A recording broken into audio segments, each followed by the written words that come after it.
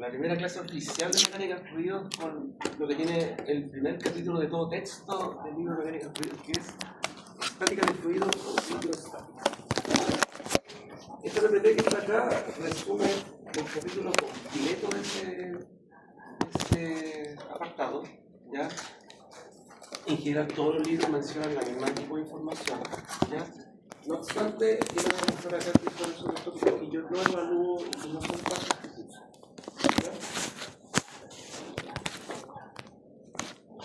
Entonces, nosotros anteriormente vimos un poco lo que era propiedades, ¿cierto? Vimos lo que era un poquito de dinámica para recordar un poco cómo es de control. Mencioné las definiciones lagrangiana y euleriana, vamos a hablar con la definición euleriana, ¿ya? Dicho esto, yo analizo una partícula de fluido, pero no voy con la partícula, no voy con el carrito como decía antes, sino que me preocupo de una zona, un espacio donde fluye el fluido. ¿Ya? Es como la manguera, me preocupo y mido todas las cosas de la salida de la manguera, pero no me preocupo si el agua hasta dónde llegó, si hizo un acento proyectil de la cosa, si no me interesa. Analizo el flujo en la zona, el espacio donde fluye. ¿Ya? Son importantes. Entonces, hidrostática acá es cómo trabajar cuando no hay movimiento, adelante, cuando no hay movimiento del fluido, ¿ya? Como una piscina, como un vaso con agua en el vaso, ¿ya? Como su buena roncolada, ¿ya? Cosas que están quietas, ¿ya? Y otro ejemplo es hidrostático, cuerpos sumergidos, alguien metido en la piscina, ¿ya? Eso también es hidrostática porque toda la presión, a pesar de que el agua uno sabe que se tambalea, comparada a la cantidad de agua por lo que uno la está llena, ¿ya? Como con la suposición. Otra suposición para hidrostática es la atmósfera. Si un avión volando en condición constante se puede considerar que también es hidrostático porque el aire, a pesar de que hay viento, así uno puede hacer un primer cálculo asumiendo que es un cuerpo sumergido en un gas fluido, ¿ya? Otra opción de hidrostática es, por ejemplo, la lavadora, pero ejemplo como lavadora, pero con eje vertical, ¿ya? Porque esta cosa empieza a centrifugar, gira el agua, ¿cierto? Y si gira durante bastante trato, el agua ya no se mantiene un nivel así, sino que hace una curva, ¿cierto? ¿Qué pasa? Que si yo le saco una foto del tiempo, no sé, 1, está así, tiempo 10 está así, tiempo 20 está así, y sigue estando así. Entonces, si lo vemos en cuanto a tiempos, es como si estuviera estacionario y se mantuviera, digamos, en la misma condición. Eso también es hidrostático. La otra opción, tienes un vasito con agua o lo que sea y usted se empieza a mover. Ya, si se mueve despacito no pasa nada, pero si se mueve muy, muy rápido y no salpica, el agua no va a estar recta en el vaso, horizontal, se va a inclinar según la dirección. ¿Ya? Más adelante, esa pendiente la podemos calcular y es parte de la hidrostática también. ¿Ya? ¿Cuál es la opción importante de ahí? De que es como que el vaso se mueve y tiene energía cinética, pero tiene que ser con velocidad constante, no acelerada, ya eso es importante. Si esa aceleración pasan otras cosas que ya no es parte de la hidrostática, sino ya pasa a la dinámica del fluido, que es el siguiente capítulo. Entonces, ¿qué vamos a ver nosotros? Vamos a ver las primeras definiciones de lo que es mecánica de fluidos. Vamos a definir lo que es presión en un punto, lo que es variación de presión, las fuerzas de presión para el TCL, superficies sumergidas. ¿Qué es una superficie sumergida? Es, por ejemplo, tiene una represa que tiene una puerta y quiere ver cómo abrirla, ¿ya? Está sumergida en un montón de agua, entonces hay que ver sobre el cooler. Eso. Más adelante. Así que eso.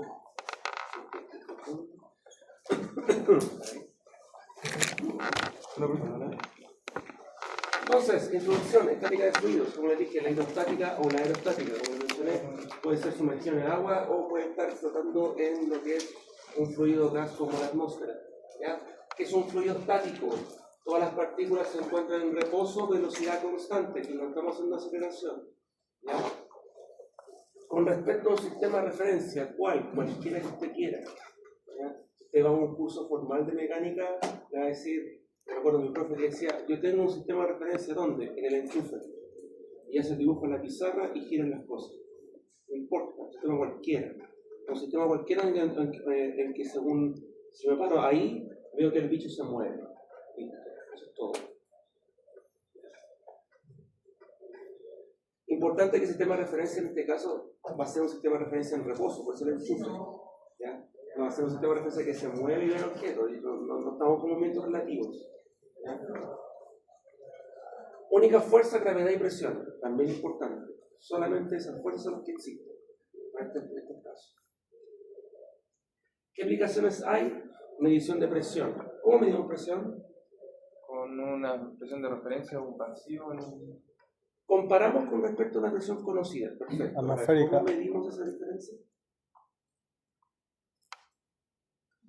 ¿Alguien en su trabajo ha medido presión? Con respecto al nivel del mar, la presión atmosférica, ¿o no? ¿Ya? ¿Pero por qué se mide eso? Una herramienta. La ¿Mercurio? ¿Mercurio? Ya, lo puedes comparar con mercurio, ya, sí. Vamos por ahí, vamos bien. Al nivel del mar. con una usted había explicado ahí con respecto, por ejemplo, lo que decía un mercurio, pues, ocupaban con una, se podría decir como la dilatación de un líquido con respecto a la densidad del agua. Por ejemplo, el mercurio es 13.000 veces más denso que el agua, entonces se expande unos par de milímetros en relación al agua. Ya. Entonces es medible de alguna No forma. es con dilatación, porque dilatación sería como aplicarle calor al fluido para que pasen cosas. No, es simplemente la interacción con la presión. Ahí está. ¿Ya?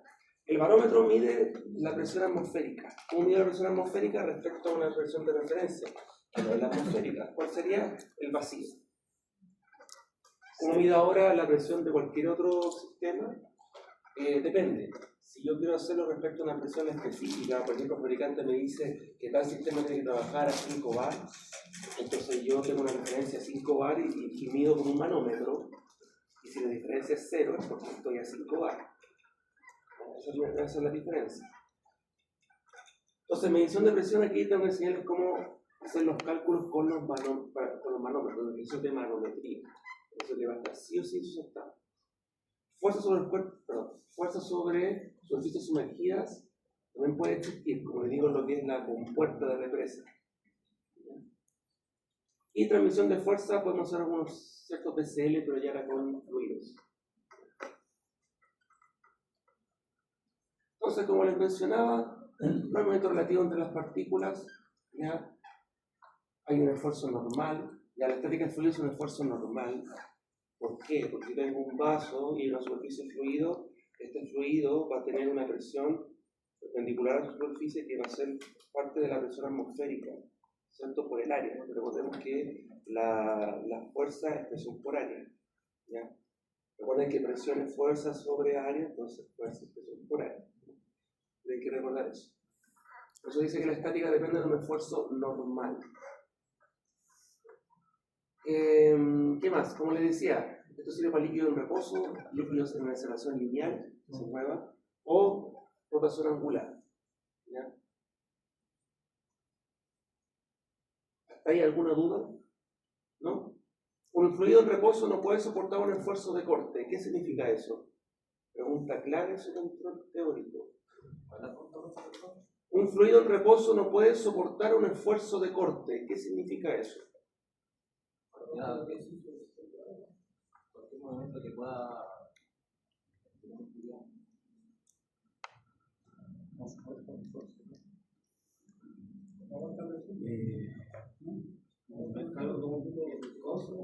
Esfuerzo de corte. no puede soportar. ¿En que cambia la velocidad? Porque sería Esfuerzo la de fuerza contraria a la del corte. O sea, fuerza contraria va a haber. Hay acción y reacción igual. No, normal. Hay una reacción y reacción igual. Las leyes de Newton funcionan para todos. Tienen que explicar aquí el sistema, diga. O sea, no se cuenta porque el fluido en reposo actúa como si fuera el lámina. Entonces la que está arriba es con la que está abajo, pero tipo como diagonal. Ya. Va por ahí. ¿Sí? hay ciertas pinceladas de cosas. Voy a hacer otra pregunta. ¿Qué es un esfuerzo de corte? ¿Dos fuerzas contrarias? ¿Contraria respecto a qué? Según yo, es cambiar la velocidad del fluido estático.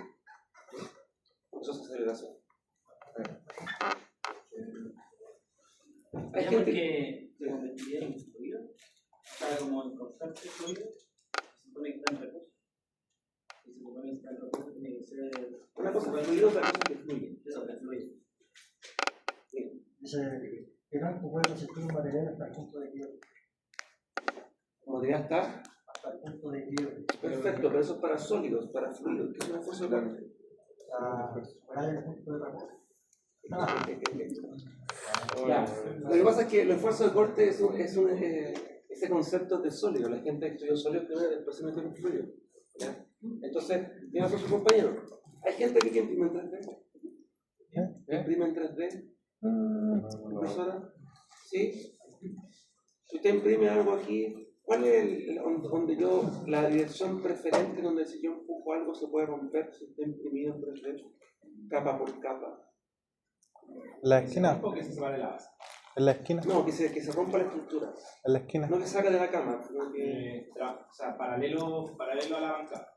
para la banca, ¿cierto? Paralelo a O la sea, si yo imprimo algo así, que me haga patear la puerta así, y yo le aplico una fuerza de que alguna presión o alguna cosa así, se va a quebrantar. ¿Ya? ¿Qué explico? Existen los esfuerzos normales, que es lo que está allá, que es un esfuerzo que es perpendicular a la superficie. El esfuerzo de corte es horizontal, en el otro sentido. ¿Ya? ¿Qué significa eso? Es como que yo me cargo en la mesa y he vuelto y soporta. Lo distinto es que yo me ponga así y empiezo a empujar la mesa así, hasta que soporte. ¿Ya? Si yo empiezo a hacer eso infinitamente con ese material, seguramente va a pasar que voy a lograr empujar el material y probablemente este lado va a ser material más grueso que el otro porque empujé el material, ¿cierto? La diferencia es que el sólido puede resistir el esfuerzo constante, sigue siendo sólido, voy a empujarlo, se va a empezar a engrosar acá y a hacer acá, pero va a seguir estando ahí, va a seguir siendo sólido. El fluido no resiste el esfuerzo de corte y se deforma continuamente. ¿Ya? Entonces un fluido en reposo no puede soportar un esfuerzo de corte, no, porque si lo soporta, ya no estaría en reposo, eso es lo que pasa. ¿Cuál sería la definición entonces de lo que es un esfuerzo de corte? Un esfuerzo de corte es un esfuerzo que es tangencial, en dirección tangencial. ¿Ya? Eso es. Entonces, no sé si han visto ustedes en impresoras 3D que en algunas piezas, cuando ocurren estos problemas, en vez de imprimir la pieza así,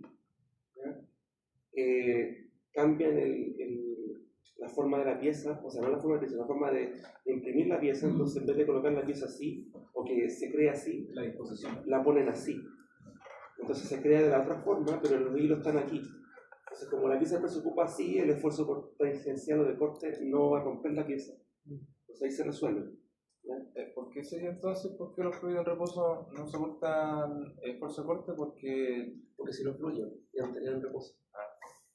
Esa es la condición para que sea estático, que sea hidrostática. ¿Ya? Eso es lo que empieza a pasar. Recordando lo que vimos en la clase pasada, definimos lo que es una partícula en fluido. Recuerden que una partícula en fluido no es una molécula H2O, es un montón de moléculas, a veces son 10, 18 moléculas, ¿ya?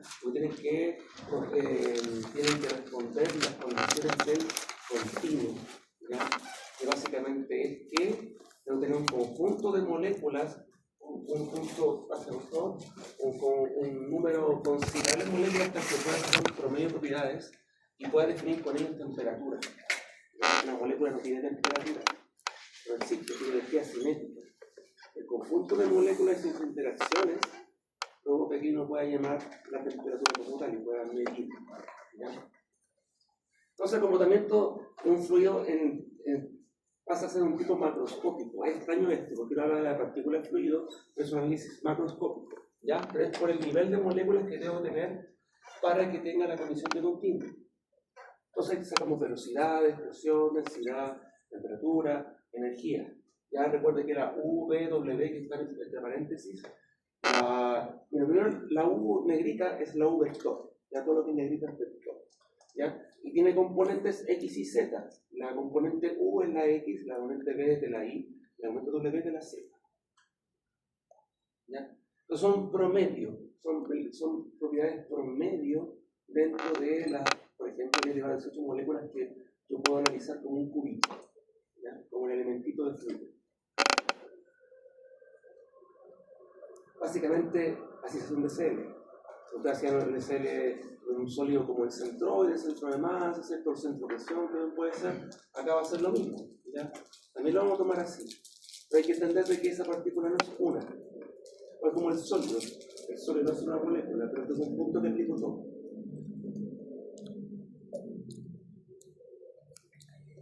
Entonces acá empezamos a jugar un poco sobre cómo se puede desarrollar ciertas cosas, ¿ya? Aquí vamos a tener que ir jugando con ciertas situaciones.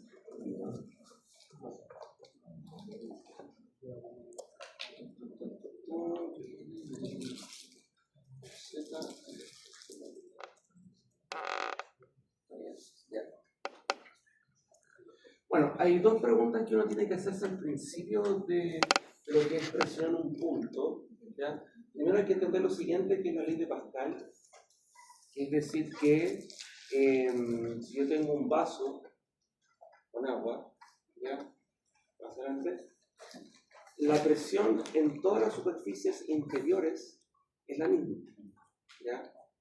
Eso ocurre porque es un fluido, ese fluido tiene sus componentes, sus interacciones, sus moléculas y solamente interactúa con ellas con el resto. Entonces, toda la presión que tenga el fluido dentro o que ejerza el fluido a las paredes es la misma en todas las direcciones. ¿Ya? ¿Puedes repetir?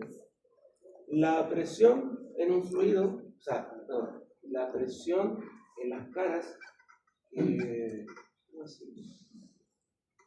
recipiente que tenga un fluido, ya va a tener la misma presión. ¿Ya? No es como que tenga un vaso y una cara presiona más que la otra, no. Lo mismo.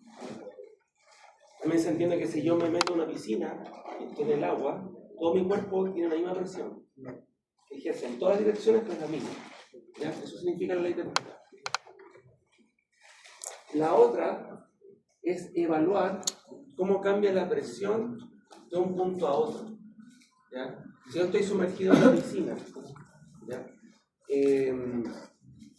O dicho de otra forma, si yo estoy, por ejemplo, acá a nivel del mar y después en el Everest, ¿hay un cambio de presión o no? Sí, ¿Cierto? porque Sí. tengo menos peso en la atmósfera. Claro, No, realiza respecto a eso, ¿cierto? Y también en el Monte Everest el agua hervía a 60 grados Celsius. Usted quedó en termodinámica, ¿tiene sentido eso? Sí. ¿Por qué? Para la presión, pues baja la presión. Bajé la curva isobárica de la campana, No. así que mi temperatura de saturación es menor. Tiene que ser menor que 100 grados. Llega a 60. Está feo, horrible. Ya. Aquí lo que hay presente, o lo que está aquí en este dibujito, es un DCL, que es un estudio de una partícula de fluido, pero está en la mitad, se hace como una cuña. ¿Ya? Hay varias formas de cómo hacer esto. Yo el año pasado lo hice a mano y nadie me siguió el camino y terminé hablando solo. Entonces yo quise empezar de otra forma. ¿Ya? La forma formal de mostrar esto así como tal, hay que hacer un camino de partículas de fluido y hay que hacer lo que uno empieza hablando de lo que es un gradiente de presión. ¿Ya? El problema es que mi público, en el semestre pasado, por lo menos si no sabía cálculo en varias variables, entonces hablar de integrar o derivar en varias variables juntas, la gente explotó. Tranquilo, nosotros tampoco. No me tranquiliza eso, ¿ya? Pero en fin, vamos a hacer un DCL, ¿ya? Este DCL, ¿qué es lo que tiene? Imagínate que esto es un fluido que está aquí, porque está cortado inmediatamente por algo académico, en realidad es un cubo completo, pero se toma la mitad por física. Entiéndame que simplemente es para hacer más fácil el dibujo del diseño, no tiene otra gracia. ¿Ya? ¿Qué es lo que pasa? Este fluido tiene un peso, ¿ya? Va a ser un ejemplo, ¿ya? Va a tener un cierto largo, porque esto es un eje X, aquí va a cubrir desde aquí hasta acá un delta X, desde aquí acá un Z en el eje Z, de aquí un delta S de la superficie. ¿Qué superficie? Una superficie de contacto. ¿Con qué? No con la superficie en sí, sino que con la presión que esté trabajando en el exterior. Puede ser una presión atmosférica, puede ser una presión de referencia de un lugar, lo que sea. Es una presión que es diferente a las anteriores, porque esta es aplicada al fluido, mientras estas que son de reacción. Se fijan, están hacia el fluido, estas están como hacia el fluido como de resistencia por las paredes, digamos, y la otra es de presión, creada por otra presión aparte. ¿Me hago entender? ¿Bien? Entonces uno lo que hace con estas cosas, al igual que todas las cosas que hemos visto siempre, es hacer un DCL, ¿ya? Recuerden que la DCL es a un punto como si estuviera tomando un centroide de la cosa. Entonces la sumatoria de fuerza en X que tiene que ser igual a 0 porque estamos hablando que es un fluido estático, así que no puede acelerar, por eso es 0. ¿Qué me dice acá? Vamos a tener un peso X, ¿ya? Y tengo un delta I y un delta Z. ¿Qué es el delta I y el delta Z que está ahí? ¿Alguien me podría decir por qué está eso ahí? No, eso es presión de acá. Fíjense que delta Z es el largo de esta longitud, el delta X es esta longitud y el delta X es esta longitud. Porque la presión es en un punto y se multiplica por la distancia de la superficie. ¿Y por qué se multiplica Por cada punto de la superficie. ¿Pero por qué se multiplica por la Porque distancia? la presión que hay en un punto. No es eso.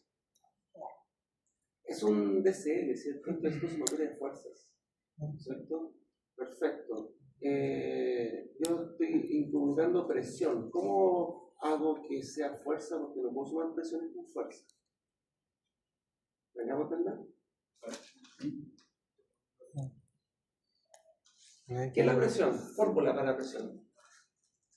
Fuerza particular. Perfecto. ¿Cómo calculo la fuerza? Masa por aceleración. No. Me dijiste la presión. ¿Cómo se calcula? Fuerza partido por área. Sí. Ya, entonces decimos fórmula. ¿Cómo calculo la fuerza? Presión por área. Presión por área. ¿Qué es delta I por delta Z? Dos longitudes multiplicadas. Área. Área. Entonces ahí creé yo la fuerza. ¿Y por qué es de I y de Z? Porque ¿dónde está el eje Y acá? Sale hacia nosotros. O sea, eso sería una sección transversal como corta, ¿no? Sería como para Es una cuña. sería para allá. Claro, el eje de coordenadas está rotado y el I está hacia nosotros. No hacia nosotros, está hacia la pared. Hacia para allá. Hacia la pared. ¿Por qué tiene que cumplir? El X y Z tiene que cumplir la regla de la mano derecha. Entonces, X y Z. El I va hacia adentro. ¿Ya? Entonces, ahí está el área. Recuerden siempre que presión por área es fuerza. Y como tengo un DCL, tengo que sumar fuerza con fuerza. ¿Ya? Manzanas con manzanas, tengo que cumplir. ¿Ya? Y después, ¿qué dice? Que la fuerza que está acá en X, ¿ya? Aquí no hay ninguna componente en X porque todas son verticales, va a ser igual a la otra en dirección contraria. ¿Ya? En este caso va a ser la peso n por el seno de teta por el delta I y delta S, que va a ser el área que está en este lado. ¿Ya? Lo está colocando ahí. ¿Y cuántos? No. Y después tiene la sumatoria en Z. ¿Ya? La sumatoria en Z va a ser 0, eso va a estar PZ, ¿ya? Por delta I y delta X, ya conversamos qué significa eso, y va a ser igual a esta componente en negativo, o el sentido contrario, que va a ser peso n coseno de teta, delta I, delta S. ¿Tienen claro por qué es seno y coseno acá? Sí. Sí. Sí. ¿Están todos de acuerdo o entienden por qué la de arriba es seno y la otra es coseno? ¿Me Sí. importa eso? Composición vectorial. Sí, pues. No, es trigonometría. Está sacando al final la componente en X y en Z en este caso. Sí. Eso estoy de acuerdo. Lo saca del teorema seno igual a cateto Solo para hipotenusa por recordarles para la gente que creo que algunos están complicados. Tengo un vector acá, tengo teta acá, ¿ya? Trigonometría es triángulos rectángulos.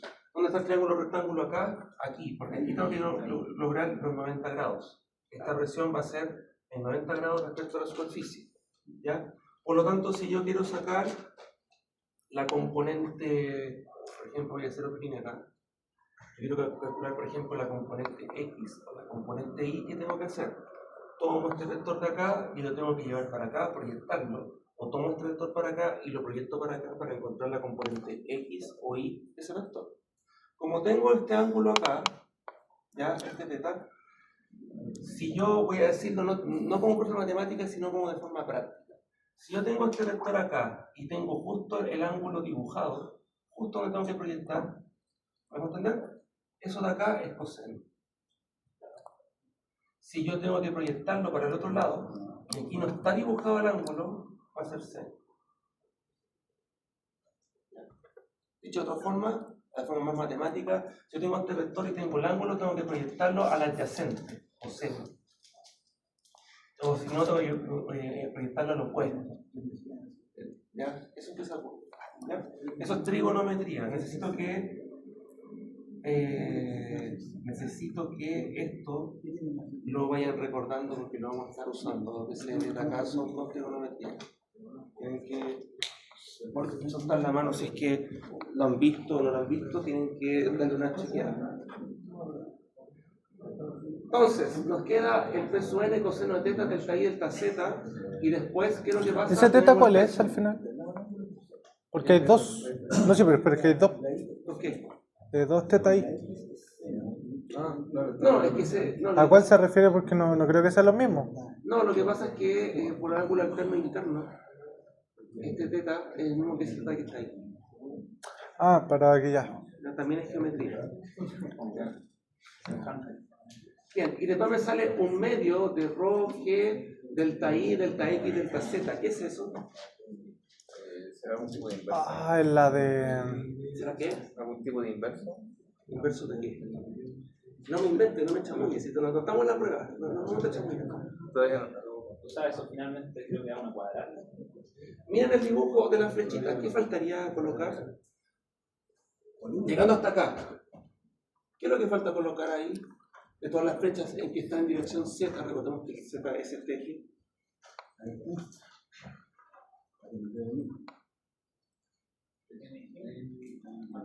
¿Qué flechas tenemos? P sub E, P sub Z, P sub X, P sub N y tenemos W. ¿Qué es W? Trabajo.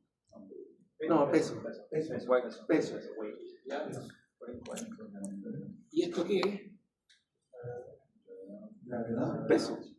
¿Pero cómo está puesto? ¿Cómo lo escribieron? Volumen. Un medio de densidad, gravedad, el delta de cada uno de los ejes. Claro. Esa forma que está ahí, el rho G por B de volumen, es el mg de los fluidos. ¿Ya? Así se trabaja el fluido con densidad, no trabajamos con masa. ¿Ya? Eso es importante. Entonces, ¿por qué eso importa? Porque recuerden que la densidad es masa partido por volumen. Entonces, si esto es masa partido por volumen con volumen se multiplica la masa. M por G es lo que conozco acá como M por G. ¿Ya? ¿Y por qué un medio? Porque yo tomé la mitad de un cubo completo. Por eso es que se ve un medio. ¿Ya? Esa es la razón del medio. ¿No deberíamos multiplicar la densidad por cada uno? ¿No debería estar por ahí? ¿Por cada uno de qué? La gravedad por I, por X, por Z. Podemos multiplicar. No sé, no sé qué es. No, es conmutativo. Ya. El punto acá es que yo puedo con esto, ¿ya?, determinar fuerzas. ¿Qué fuerzas me interesan aquí determinar? ¿Ya? Primero es que al hacer este DCL, con estos dos lados de acá, ¿ya?, aquí lo que hay que darse cuenta es estas posiciones de acá, ¿ya?, que pueden significar el DCL que está acá arriba, pero las conclusiones que quiero yo llegar es lo siguiente. Fíjense que la presión en X es igual a la presión en N. Eso es bien particular. Por Pascal. No. No, Pascal, después voy a hablar de la unidad del sistema internacional, pero quiero decir que la presión en X es igual a la presión en N. ¿Ya? No así la presión en Z. Dice que la presión en Z es igual a la presión N más un medio de rho G delta Z. ¿Ya? Recuerda que el un medio solo está heredado porque es la mitad de un cuerpo. ¿Ya? Deberían, si el cuerpo completo no tener este factor de acá.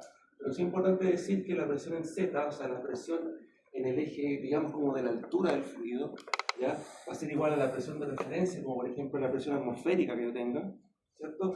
Más rho G un delta Z o una altura también, el Rg por H, como algunas veces se ve en los colegios también, o en algunos otros lados. ¿Ya? Esta expresión de acá, sin un medio, insisto, con cualquier cuerpo completo, es nuestra ecuación base de un fluido en reposo. ¿Ya? ¿Qué dice esa ecuación? Que la presión solo varía con respecto a la altura.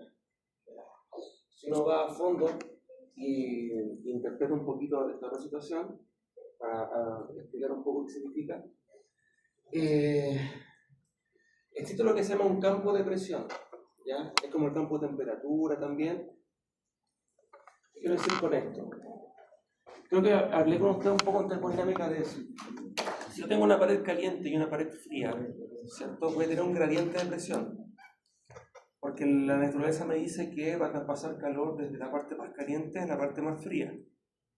Por lo tanto, si esto está integrado y aquí está 0, va a ser 29, 19, 18, 17, va a llegar hasta llegar a 0 y con el tiempo va a ir fluyendo ese calor hasta que llegue a un equilibrio, ¿cierto? Eso es un gradiente de temperatura, ¿ya? Existe el gradiente de presión, ¿ya? La diferencia es que ese gradiente de presión aumenta mientras me voy en profundidad, ¿ya?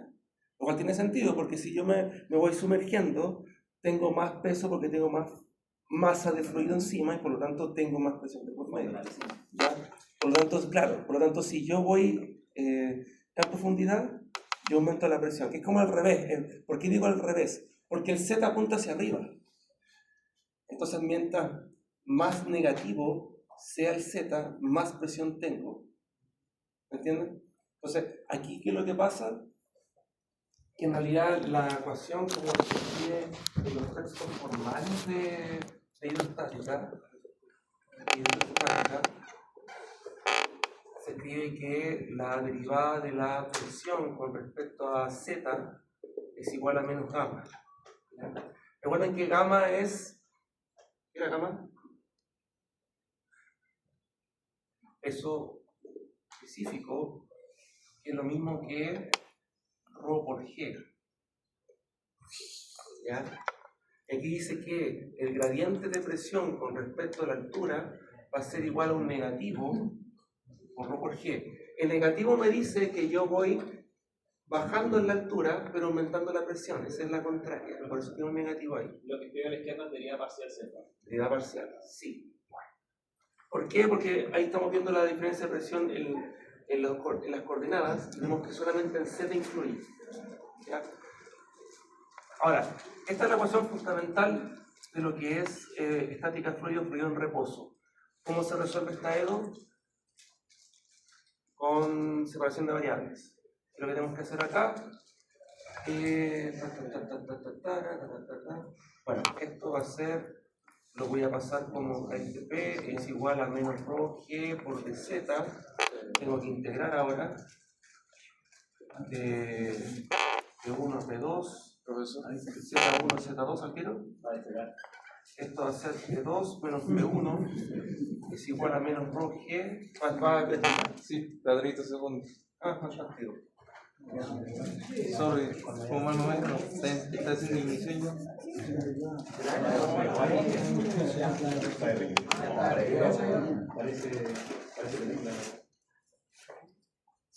Voy a poner un volumen. ¿Entendió? ¿O no? Normal comemos. Ya, esta es la ecuación de la hidrostática. ¿Ya? Se resuelve con separación de variables. ¿Ya? Pongo el delta P y el delta Z para allá, integro. ¿Ya? Acá lo que hice yo fue dar vuelta a estos términos para que sean positivos. ¿Por qué? Porque yo defino una altura.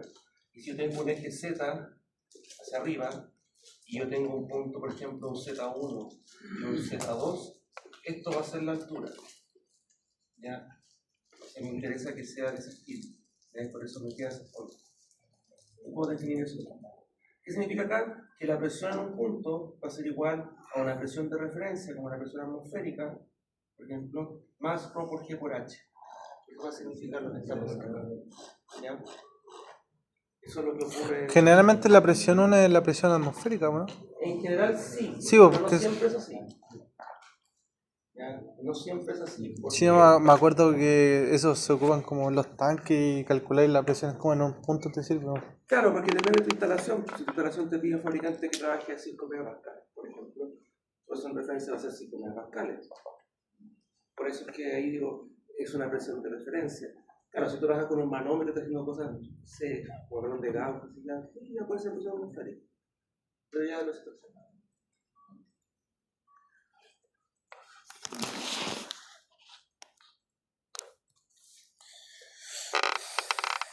Entonces, esa ecuación que dice ahí indica que. Me faltó decir otra cosa acá. Está en 3 dimensiones, porque está la z. ¿Qué pasa con las 2 dimensiones? De P a de x igual 0, de P a de y igual 0, de P de z esto. No hay cambios de presión en las distancias x y en y, solamente en z hay cambios. ¿Ya? ¿Qué significa eso? Que no importa la forma del recipiente, la forma de la piscina, o lo que sea, o la forma de, no sé, de la atmósfera que ustedes tengan, ¿ya? La presión a la misma altura es la misma. Dicho esto, aquí está A, B, C, D, E, ¿ya? Y los puntos de presión que están ahí abajo. ¿Qué pasa? Si yo tomo un punto acá, en este fluido, ¿ya? Y lo comparo con este mismo punto, en esta otra situación, la presión es la misma, porque lo único que interviene es la altura, o en este caso la profundidad, que es una forma de decir. Entonces, no importa la forma del recipiente, ¿ya? Uno va a depender de la altura. Si coinciden las alturas o las profundidades, la presión de ese punto va a ser la misma, ¿ya? Eso es lo que tenéis que entender acá de esta ecuación.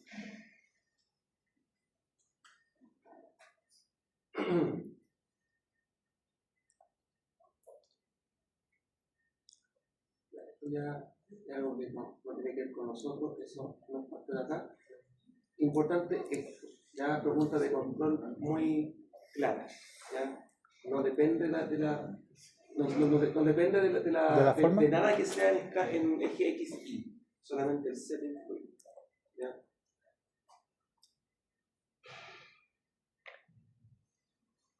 Entonces acá lo que se empieza a definir lo que es un gradiente de presión, y aquí es cuando la gente empezó a flotar, ¿ya? Que lo que hace una definición formal es hacer el cubito, ¿ya? Ahí hace ya los diferenciales, porque es un cubito diferencial, entonces cada distancia es una distancia infinitesimal, ¿ya? Y lo que hace aquí, lo que se hace uno acá es un gradiente, un DCL, perdón.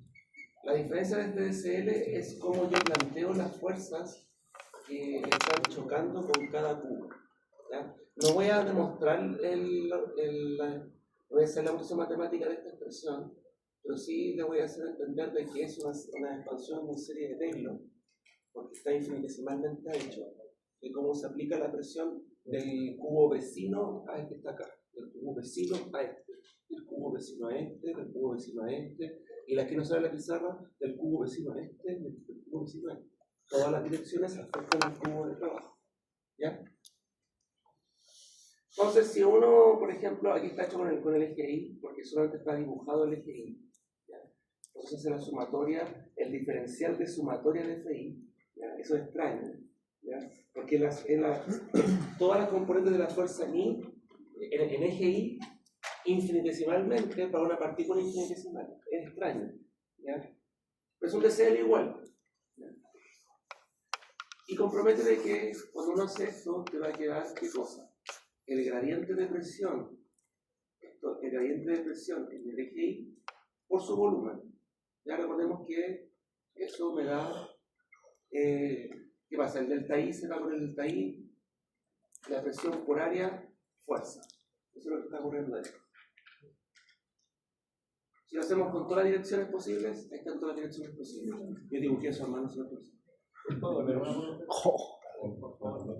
no. Por si acaso tú lo voy a subir, ¿ya? Y en todo el texto del fluido está ese dibujo, ¿ya? Y eso usted utiliza mano.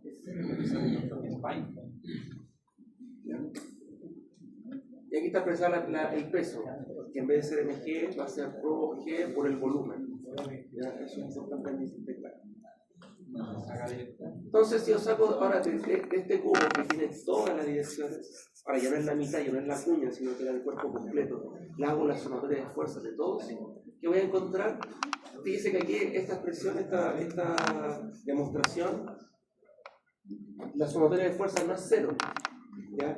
Le pusieron de pesados la aceleración, porque recuerden que es m por a.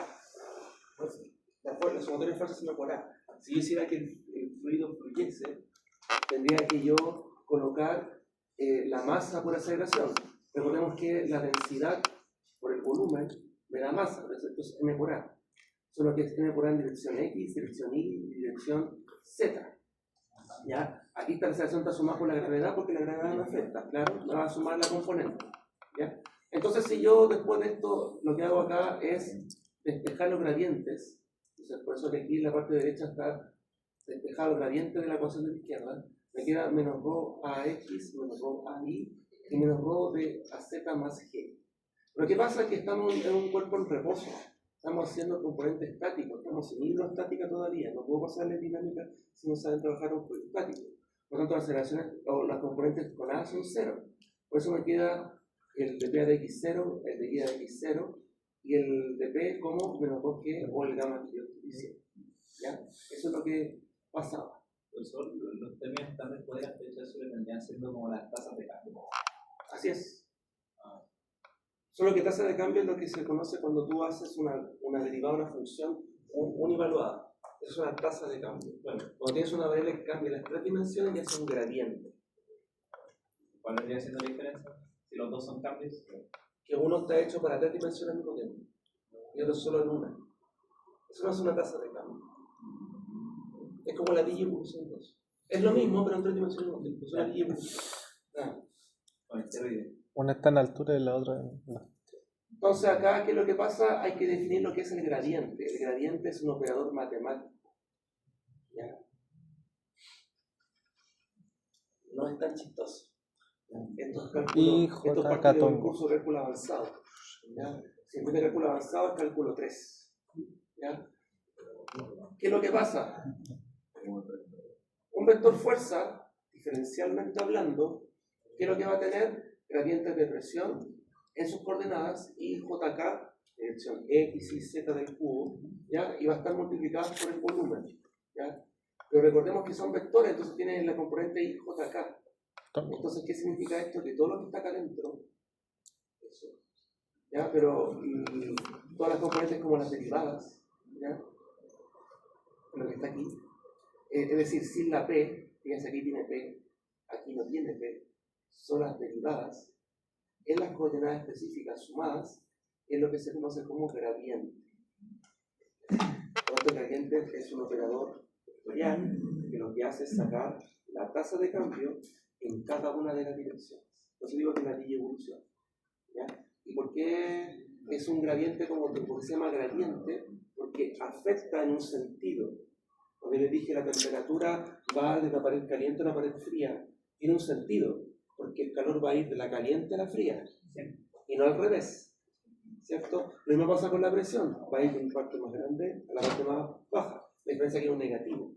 Entonces, ahí hay que tener juego, pero tiene un sentido. ¿Ya? Crece la presión hacia abajo, no hacia arriba, no puede ser hacia arriba, tiene que ser hacia abajo. ¿Ya? Y eso lo da el gradiente. Y el gradiente está aquí, como que se escribe como grad, ¿ya? Que puede ser aplicado, por ejemplo, el gradiente aplicado a la presión, que es lo que está aquí, básicamente poner P arriba, ¿ya?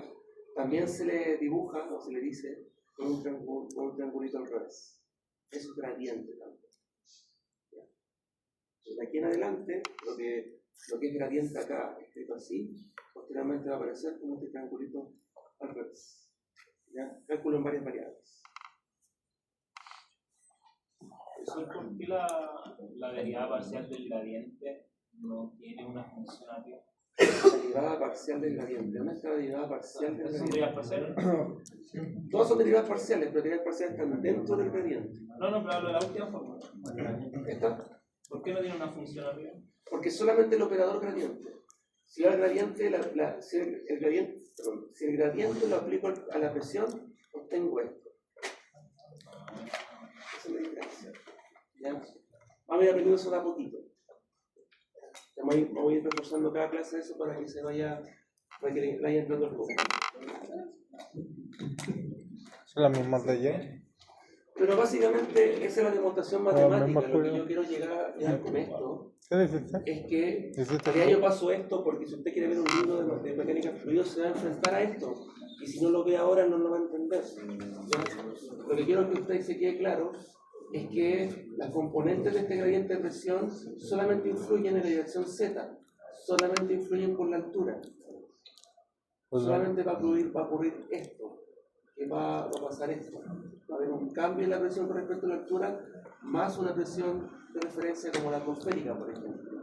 Y ahí aparece la distribución de presión hidrostática, de sub 0 más ρg por h. ¿Ya? Eso es lo que empieza a ocurrir. Entonces no se preocupe tanto. Yo le puedo preguntar estas cosas desde el punto de vista teórico como control. Usted va a desarrollar todos sus problemas con esta expresión bonita que está aquí. ¿Ya? Así que no se asuste. Que literalmente es esa. ¿Ya? Que es justamente la que está allá cuando resolví la E. ¿Ya? Entonces, esta expresión también me ayuda a explicar por qué cuando yo tengo una columna de agua y la empiezo a abrir en distintas alturas, Va bajando el la chorro es presión. distinto. Básicamente porque abajo hay más presión, entonces por eso es que el chorro de abajo llega más lejos que el de arriba. ¿Ya? Ocurre por eso. ¿Ya? Esta es una mezcla entre dos cosas, porque aquí estamos forzando que el fluido fluya, pero en una columna de fluido que está estática. ¿Ya? Es como interpretar esa situación. Esto también es importante, que esto viene después. Nosotros vamos a hablar de compuertas, ¿ya? O podemos analizar también las paredes de una piscina, cómo construir una pared de piscina tal que me aguante los esfuerzos del agua, ¿ya? Y eso es un problema. ¿Por qué? Porque el agua, como ya estamos hablando, el fluido, va a aumentar su presión mientras aumenta su profundidad. Fíjense la parte roja. Esta parte roja lo que muestra acá es la distribución de fuerzas en la pared. Y fíjense que la distribución de fuerzas en la pared es un triángulo. Triángulo que sus longitudes van aumentando mientras me voy en profundidad. Por lo tanto, en una piscina, la parte que más sufre es la parte de abajo. Las paredes sobre todo, pero la parte de abajo. Y es gradual. Mientras voy bajando va a ser gradualmente el esfuerzo. ¿Ya? Dicho de otro modo, es como que si tú quieres hacer las primeras piscinas que se hacían, las paredes de la profundidad eran más gruesas que la de arriba, para que soportaran más abajo que arriba y ahorraban material. ¿Ya? Es por ese motivo. ¿Ya? Es la distribución de fuerza.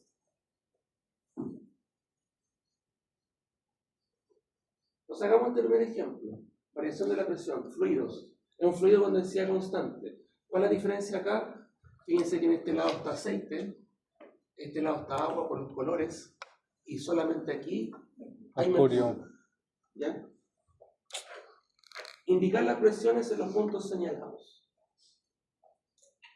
¿Qué significa esto? Como indicar qué presión igual a la cual. Eso es que no estoy pidiendo calcular una presión como tal.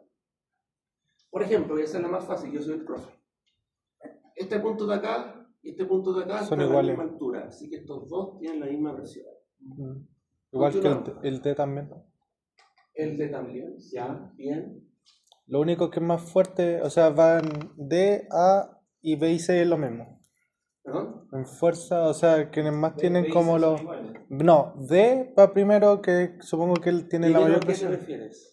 Que tiene más presión. Ah, Por ya, el más mercurio. presión. Después Ya. viene el aceite. El A por el aceite y después B y C son iguales. ¿O no? ¿Están de acuerdo con su compañero? Porque la presión que está en aceite, o sea, no sé qué tan denso es en relación al agua. Más liviano. Ah, no, entonces no, va D, B, C y A, así va. B, porque B y C es lo mismo, pero se me había olvidado que el aceite es menos denso que el agua. No es pesado. Eso está arriba. Se me había olvidado.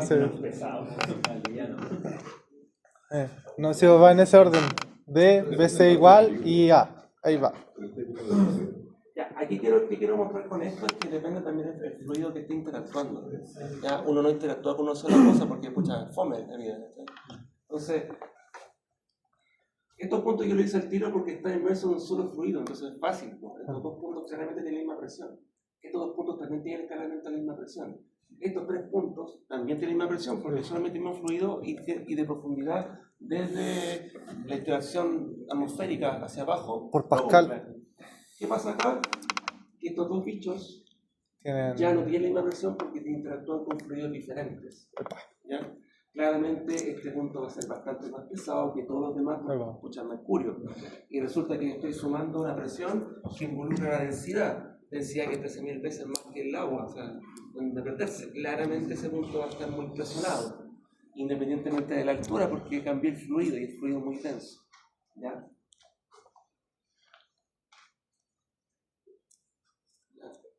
Y aquí en el agua lo mismo, este A no va a ser igual a este porque es otro fluido. Este punto que sea igual a este no, ¿por qué? Porque hay interacción de dos fluidos y aquí hay uno. Y son de distinta densidad. ¿Ya? Entonces, esos son... Claro, la presión en A va a ser menor que la presión en B. Dice...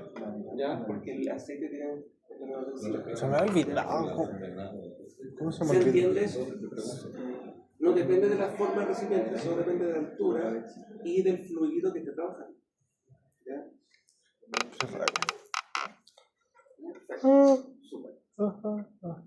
Yo les mencioné también, esto no lo evalúo, solamente lo voy a conversar.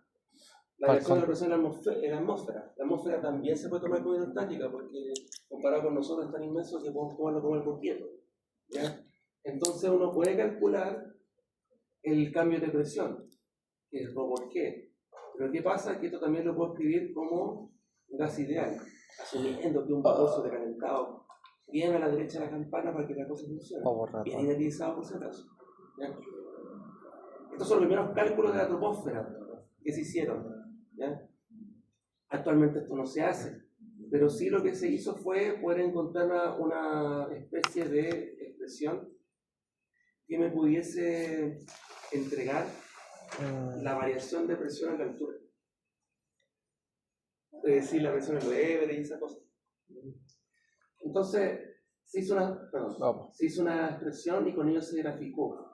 De hecho, este gráfico se usó mucho en meteorología durante muchísimos años, muchísimas décadas. ¿Ya? Y básicamente te da la temperatura con respecto a la altura atmosférica en la troposfera. Entonces no podía, mientras uno va subiendo o bajando, no podía saber qué temperatura debería esperar. O de saturación que debería esperar, pero del aire. ¿Ya? Esa es la diferencia. No evalúo esto, pero para que ustedes entiendan de que los primeros cálculos, de hecho, fíjense la presión atmosférica que se ocupa también para resolver. Se puede. El beta es un gradiente vertical de temperatura, es un número seteado para que la cosa funcione. Es como la cocina. Ahora hablamos de la cocina. El valor que tengo que dar para que la cosa rinda. No, esa presión atmosférica. 100.320 es la presión atmosférica al nivel del mar. O sea, una atmósfera es un volcán. Eso es lo que ocurre. ¿Cómo sacó la gradiente vertical de temperatura? ¿Esto de acá? No, dice, aparece ahí como B. Al lado del Z. ¿SB? Sí. Estaba contándote que eso es una cocina. Un valor que yo le coloco a la función para que me resulte. Ya. Cocina. Me tinco, la curva me da bonita, me da como tiene que dar. Listo, lo coloco. ¿Qué? No sé. Después se me encarga. Le dije, el primer modelo, que si ya no se ocupa. Ya me entienden por qué.